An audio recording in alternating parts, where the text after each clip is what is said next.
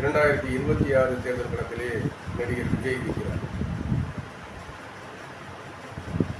இது கடந்த 5 ஆண்டு கால திமுக அரசின் ஆட்சியானது எங்களை பொறுத்தவரை மக்கள் விரோத ஆட்சியாக நடந்திருக்கிறது என்றுதான் சொல்ல வேண்டும். மக்கள் ஒருவித மனக்கசப்போடு இருக்கிறார்கள் என்பதை நாங்கள் அறிந்திருக்கிறோம். கடந்த 5 ஆண்டு கால ஆட்சியில் எந்தவித தொலைநோக்கு திட்டங்களும் நிறைவேற்றப்படவில்லை.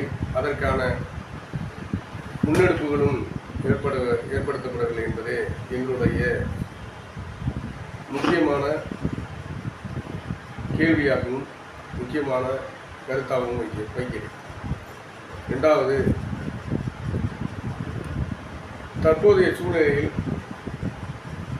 கூட்டணி மட்டுமே வெற்றியை தீர்மானிக்கும் என்பது இப்படியான இந்த அரசியல் களம் என்பது கூட்டணியை மட்டுமே இந்த தேர்தல் தீர்மானிக்காது என்பது என்னுடைய தீர்க்கமான கருத்து. நாங்கள் எந்த தேர்தலிலும் இதுவரை எந்த கட்சியுடன் கூட்டணி வைத்ததில்லை. தனித்தே களம் காண்கிறோம். இந்த முறையும் களம் காண்கிறோம். அதிமுக ஒரு கூட்டணியாகவும் திமுக ஒரு கூட்டணியாகவும் நாங்கள் தனித்து இருப்பதாகவும் இப்பொழுது வந்திருக்கிற தமிழக வெற்றி கழகம் ஒரு தனித்து அல்லது கூட்டணியோடு நிற்கும் என்று எதிர்பார்க்கிறோம். சகோதரர் கேட்ட மாதிரி தமிழக வெற்றி கழகத்தின் தலைவர் விஜய் அவர்கள் நேற்று திருச்சியிலே ஒரு பரப்புரையை முடித்திருக்கிறார். ஒரு பெரும் இளைஞர் கூட்டத்தை கூட்டியிருக்கிறார் என்பது உண்மைதான்.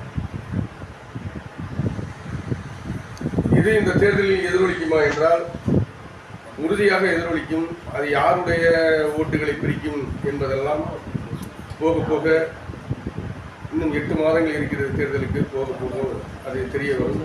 தேர்தலுக்கு பிறகும் தெரிய வரும்.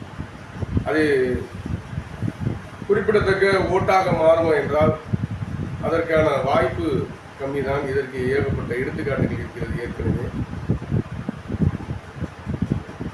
நடிகர் ரஜினிகாந்த் அவர்கள் சோதனை முறையில் ஒரு ஓட்டத்தை அரசியலை சோதனை ஓட்டத்தை எடுத்தார். அது முற்று பெறாமலே முடிந்து போனது.